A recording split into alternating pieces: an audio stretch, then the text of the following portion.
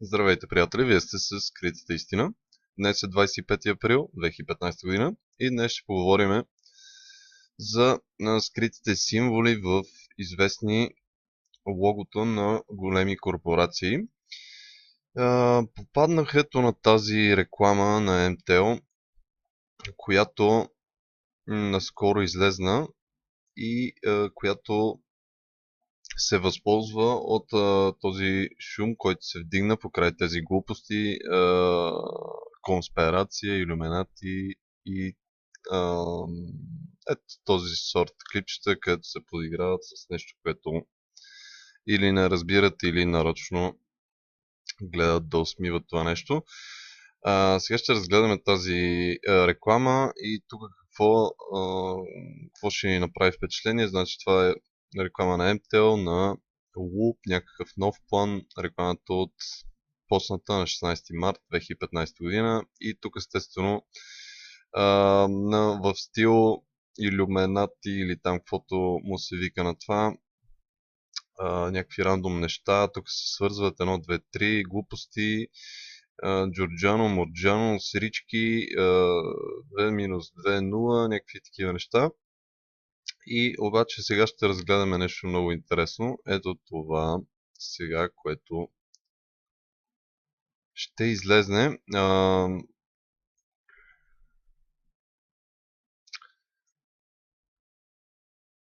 Ето за това искам да поговоря малко. Значи, ако си пуснете рекламата, ще видите, че абсолютно всички глупости, които се показват в нея, се обясняват. Срички, там континенти, колко букви имало, не знам си какво, пълни глупости се обясняват. Но ето този кадър тук. Ясно се вижда, че са сложени 3 шестици. Тук обаче този глас, който говори в тази реклама, не ни обяснява какво символизират тези 3 шестици. И именно това е идеята на този клип. Всичко да подражава на тази изкуствено създадена шега, но в нея да се вместят ето тези символи и за тях нищо да не е обяснено. И естествено хората дори няма да забележат, много от тях няма да забележат, че това се показва. Но сега ще разгледаме, че това не е единствения пример на големи корпорации от целия свят, които използват тези 3 шестици в реклами и в логота и за всякакви цели. Ще разгледаме също така Vodafone. Vodafone доста често в техните реклами използват тяхната капка, която си е като шестица и не случайно много често правят ето така рекламите си, като поставят 3 пъти тази капка, която символизира 3 шестици и дори в логото са поместили тези 3 шестици. Естествено, това не е единствения пример. Сега ще разгледаме логото на Google Chrome.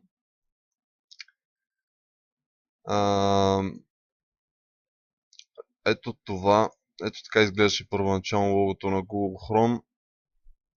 Така изглежда новото. Можете ли да видите трите шестици тук? Вижте колко елегантно са направени. Това може би ще ви се стори малко странно.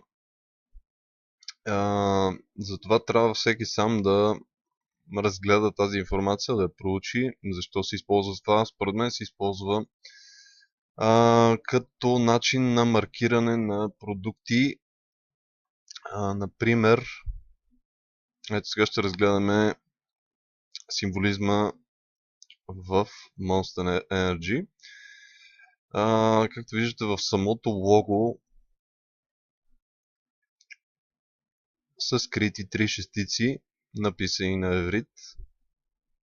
Ето този символ означава шестица на еврит. Когато са поставени 3 такива, това означава 3 шестици. Разбира се, пак казвам, това е начин да се маркират продукти. Например, представете си, че, както сме говорили много често, Светът се контролира от една елитна група психопати, които използват една идеология и едни символи още от стотици години. Те държат повечето такива големи корпорации и продуктите им винаги са вредни за хората и как маркират вредните си продукти, за да не се използват от другите хора, които знаят тази информация, ами като маркират тези продукти ето така. И това означава, че тези продукти са тяхно дело. Ето и логото на ЦЕРН. Отново виждаме как тук са преплетени три или дори повече шестици, деветки и какво ли не. Както виждате, това лого доста прилича на логото на Chrome. Естествено, доста интересно успяват да създадат различни лого символи с тези шестици. Сега ще разгледаме и Heineken. Аз отдавна исках да поговоря за Heineken. Ако се загледате, значи тук какво имаме? Звезда и триета леко наклонени. Значи чел съм историята за това лого и според официалните изказвания това трябва да е усмивка. Нарочно са наклонили леко етата, за да символизират усмивка, или поне така ни казват. Но както и друг път сме говорили, когато съм говорил на тази тема, че съзнанието може да приема символи, може да осъзнава и разбира символи, дори и наобратно. И ако обърнем това лого наобратно, отново ще видим едни три шестици и една обърната звезда. Искам да ви покажа, разбира се, и логото на Walt Disney, където също са преплетени три шестици. Walt Disney е един доста известен масон, 33-то ниво, и Disney е създадена корпорация за контролиране на съзнанието на подрастващите поколения. И в много от детските можете да намерите илюминати символизъм. Той, разбира се, с времето се променя преди и след смъртта на Уолт Дисни. По-стария символизъм, като гледам,